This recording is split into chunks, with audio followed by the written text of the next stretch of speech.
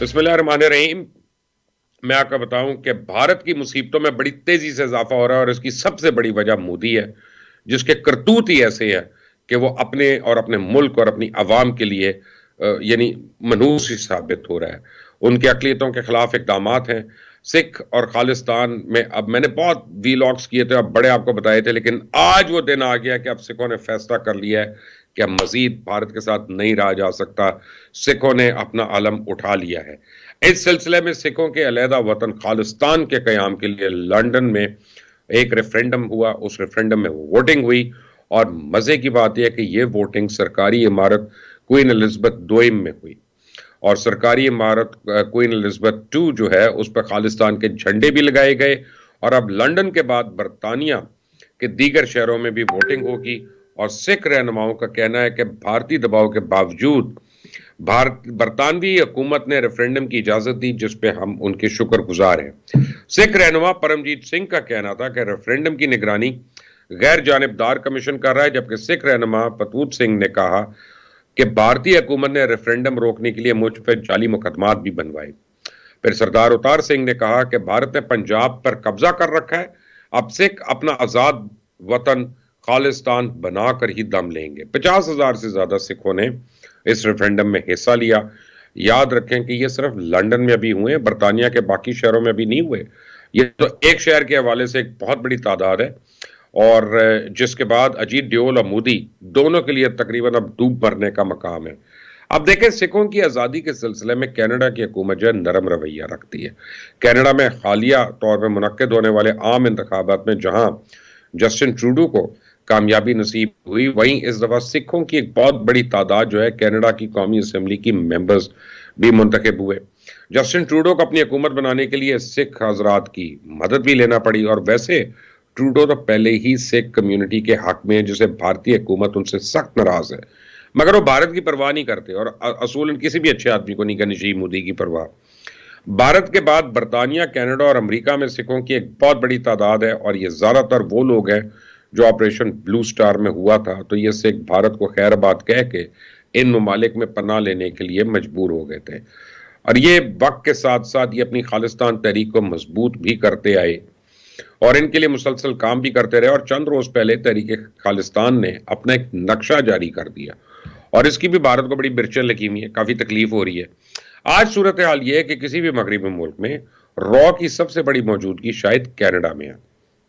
اس کا سبب یہ ہے کہ بھارت کی سکھوں والی سٹیٹس نہ صرف پورے بھارت کے لیے غلہ پیدا کرتی ہیں، بلکہ بھارتی فوج کے لیے سپاہیوں کی وہ بریڈنگ گراؤنڈ ہے. وہاں سب سے زیادہ سپاہی پیدا ہوتے ہیں، اور یہی وہ سٹیٹس ہیں جو ان کا سب سے بڑا فوج میں کا مرکز ہے، جہاں سے لوگ آتے ہیں. ان سٹیٹس کے 70% سے زیادہ لوگ جو ہے فوج کو جوائن کرنے کی خواہش رکھتے ہیں، اور اس وقت سکھ انڈین آرمی کا 15% ہے، جبکہ مودی کا گجرات انڈین آرمی کو صرف 2% جوان دے پاتا ہے.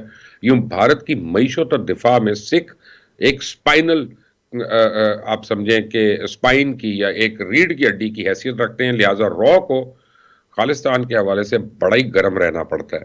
اور پھر 37 برس بعد آج کے دن بھارت بھر میں سکھوں کی تاریخ کی سب سے بڑی نسل کشی ہوئی تھی.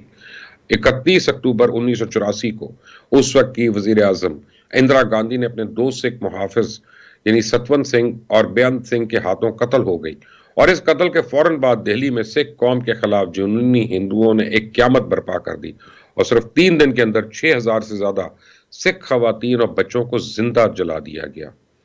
اس وقت کے مرکزی وزراء جگدیش HKL بھگت اور سجن کمار سمیت بہت سے حکومتی رہنماؤں نے بذات خود سکھوں کی نسل کشی کے عمل میں حصہ لیا. اب پورے بھارت میں سکھوں کی جان و مال اس قدر غیر محفوظ ہو گئی کہ خوشونت سنگھ اور جنرل جگجیت سنگھ اروڑا کی سطح کے سکھوں کو بھی اپنی جان بچانے کے لیے غیر ملکی سفارت خانوں میں پناہ لینی پڑی. لیکن بھارتی وزیر اعظم راجیو گاندھی نے ان ہزاروں سے خواتین اور بچوں کے قتل عام کو جائز ٹھہراتے یہاں تک کہہ دیا کہ جب کسی بڑے درخت کو کاٹ کر گرایا جاتا ہے تو اس کی دھمک سے ارد گرد کی زمین میں کچھ تو زلزلہ پیدا ہوتا ہے اور درخت کی زد میں آنے والی گھاس پھوس ختم ہو جاتی ہے.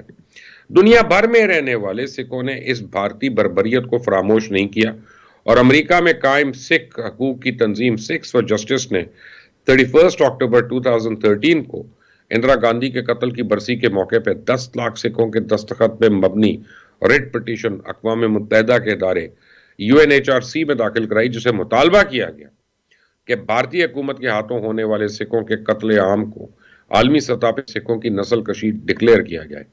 دیکھا جائے تو سکھ کسانوں کے خلاف جو مودی نے محاذ گرم کیا ہوا ہے، وہ بھی اسی بات کی کڑی ہے کہ مودی چاہتا ہے کسی طرح سکھوں کو کمزور کیا جائے تاکہ خالصتان کا نام نہ لے سکے، مگر ہونی کو کون ٹال سکتا ہے؟ یہ تو ہو کر رہنا ہے، کیونکہ جو ظلم اندرا گاندھی اور اس کے بعد آنے والوں نے سکھوں پر روا رکھا، اس کا کفارہ تو ادا کرنا ہی پڑے گا نا۔ اور پھر جو پاکستان میں کرکٹ T20 ورلڈ کپ میں بھارت کو ایسی عبرتناک شکست دی ہے کہ اس کے بعد بھارت میں یہ اس ہار کا بدلہ کشمیری اور باقی مسلمانوں سے لیا جا رہا ہے۔ پر بھارت کے لیے اصل درد ہے سر سکھ کمیونٹی ہے، کیونکہ پاکستان کی سطح پہ اس دفعہ بھارتی سکھوں نے بھی بڑا جشن منایا۔ سکھ اب کھلے عام پاکستان کی تعریفیں کرتے ہیں، وہ دراصل بھارتی حکومت کے سکھ کش پالیسیوں سے بیزار ہیں۔ سکھ کسان اپنے جائز مطالبات منوانے کے لیے 1 سال سے مسلسل دلی کے ارد گرد مظاہرے کر رہے ہیں، لیکن مودی حکومت ان کے مطالبات کو ماننے کے لیے تیار ہی نہیں۔ مظاہرہ کرنے والے کئی سکھوں کو قتل کر دیا گیا۔ BJP کے ایک رہنما کے بیٹے نے جان بوجھ کر کئی مظاہرین کو اپنی گاڑی سے کچل دیا، اور اس واقعے کو اب 1 مہینہ ہو رہا ہے، لیکن ابھی تک اس قاتل کے خلاف کوئی کارروائی نہیں ہوئی۔ سکھ دراصل آزادی کے بعد سے ہی ہندوستان کے خلاف چلے آ رہے ہیں، اور اس کی وجہ ان کے ساتھ ناانصافی، ان کا حق تلفی، ان کے ساتھ زیادتیاں۔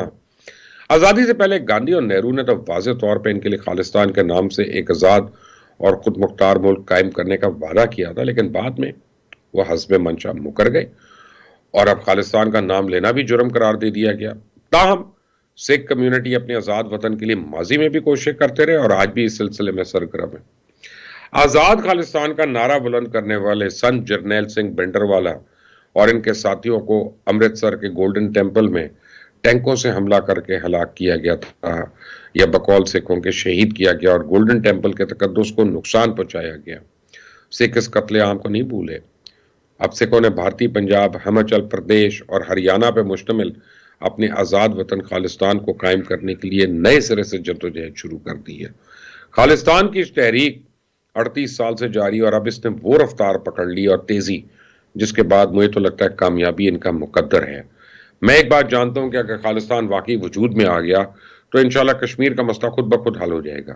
ایسے پاکستان کو بطور ریاست سکھوں کی اخلاقی، قانونی اور ہر طرح کی مدد کرنی چاہیے، اور اس سلسلے میں کسی بھی پریشر کا سامنا کرنا چاہیے۔ یہ وہ وقت ہے کہ پاکستان کو کشمیر کی طرح خالصتان پہ بھی واضح موقف لینے کی ضرورت ہے، کیونکہ سکھ ہمارے بھائی ہیں، ہماری زبان بھی بولتے ہیں، ان کا کلچر اور ہمارے کلچر سب سے زیادہ قریب ہے، یہاں تک کہ ہمارے دریائیں اور ندیاں بھی ایک ہیں، لیکن اس وقت ہم دونوں کا دشمن ایک ہے، اور وہ ہے مودی سرکار۔